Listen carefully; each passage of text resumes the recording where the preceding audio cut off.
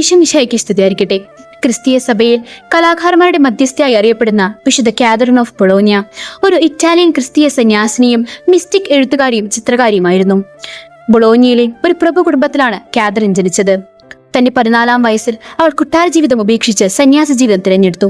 പാവപ്പെട്ട ക്ലാരമാരുടെ സഭ എന്നറിയപ്പെടുന്ന ഒരു കർശനമായ സന്യാസ സമൂഹത്തിൽ അവൾ അംഗമായി. അവിടെ ഒരു സാധാരണ ബേക്കറായി സേവനമനുഷ്ഠിച്ചു. തന്റെ സന്യാസ ജീവിതത്തിനിടയിൽ യേശുക്രിസ്തുവിന്റെയും മാതാവിന്റെയും നിരവധി ദർശനങ്ങൾ കാതറിൻ ഉണ്ടായിട്ടുണ്ടെന്ന് വിശ്വസിപ്പിക്കപ്പെടുന്നു. പാപങ്ങളുടെ പ്രലോഭനങ്ങളെ ചെറുക്കാൻ അവൾ എഴുതിയ ദി 7 സ്പിരിച്വൽ വെപ്പൺസ് എന്ന പുസ്തകം വളരെ പ്രശസ്തമാണ്. 1463 മാർച്ച് 9 കാതറിൻ അന്തരിച്ചു.